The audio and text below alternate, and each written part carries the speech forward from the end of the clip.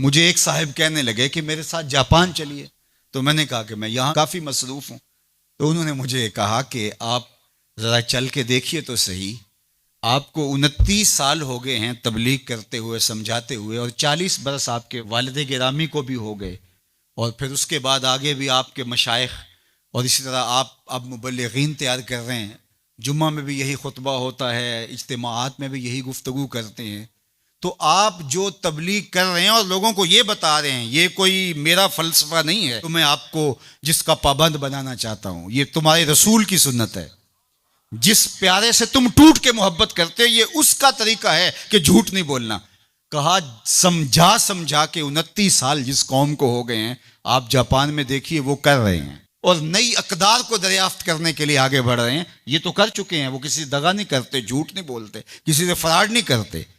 उनको किसी मजहब ने नहीं ये बताया, उनकी माँ की गोद से तरबियत मिली कि झूठ नहीं बोलना। उसकी माँ की गोद से तरबियत मिली किसी से धोखा नहीं करना, किसी से फराड नहीं करना। क्या हमारी माएँ जो हुजूर पर दरूद पढ़ना सिखाती हैं, ये क्यों नहीं सिखाती हैं कि किसी से फराड नहीं करना है, किसी से धोखा नहीं करना है? हम क्या मिंबरो मेहराब से सारी जिंदगी अब इसी मिशन पे लगे रहेंगे कि ये नहीं करना, और दुनिया को तस्खीर करने का ख्वाब शर्मिंदा ताबीर रह जाएगा? यार, जब बच्चा होता है कच्ची क्लास के अंदर, तो उसको पूरने डाल के दिए जाते हैं, आपको अगर याद हो तो, और उसके ऊपर वो लफ्ज लिखता है, और वो मैट्रिक तक चला जाए, अभी तक पूरने ही जो है उसको डाल के देने पड़े, तो फिर वो किस तरह मास्टर करेगा? यार, अभी तक हम सच बोलने के आदी नहीं हुए। पूरी कायनात के अंदर मोहम्मद अरबी का दीन कैसे पहुंचाएंगे हम कैसे पहुंचाएंगे? दुनिया कहां से कहां चली गई और हम कहां खड़े हैं? अकबर अलाहाबादी ने कहा था, मिस पे है अपनी नजर और सीम उनके हाथ में।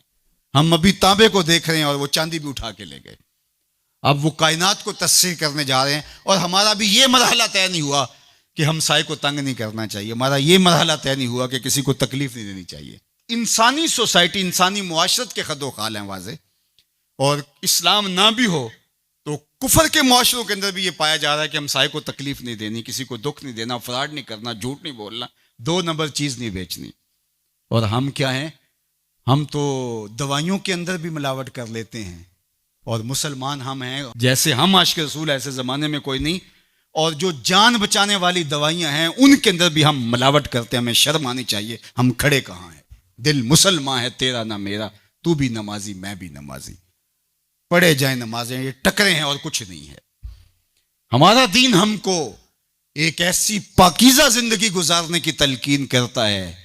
यार, हमारे सामने हुजूर का नक्शा हो, हमारे सामने हुजूर की तालीमात हो, इतना नूर बरस रहा हो उनकी सीरत के अनवार का, और फिर भी हम अपनी जिंदगी जो है वो दुरुस्ती ना कर पाएं, तो फिर क्या सारी जिंदगी हम यही काम करते रहेंगे? सारी जिंदगी यही कहते रहेंगे कि झूठ नहीं बोलना, झूठ नहीं बोलना, कहते रहेंगे हम, इससे इनकार नहीं है। लेकिन कायनात को तस्खीर कैसे करेंगे जब इस मरहले से नहीं निकलेंगे? तो मेरी आरज़ू ये है कि देखो, मैंने अपनी कब्र में जाना है, आपने अपनी लहद में उतरना है। मैं और आप अपने आप को ये मत समझिए कि वो संवरेगा तो मुआशरा ठीक होगा। मुआशरा ठीक हो ना हो, मुझे ठीक होना है। मुझे अपनी जुबान को कभी भी झूठ की बदबू से मुताफन नहीं होने देना। मुझे कभी भी किसी को अजियत नहीं देना, चाहे वो मेरा हमसाया है या मेरा दुश्मन भी क्यों ना है। मुझे किसी के लिए गलत नहीं सोचना है, और किसी को नुकसान पहुंचाने की मंसूबाबंदी की दूर की बात है, वसवसा भी आए किसी को नुकसान पहुंचाने का, तो उसकी भी नफी करनी है, क्योंकि मैं उस आका का गुलाम हूं जो रहमतुल लिल आलमीन है। तो उस आका के लाए हुए निज़ाम शरीयत को नाफिज करने के लिए हमें अमली कदम उठाना पड़ेगा।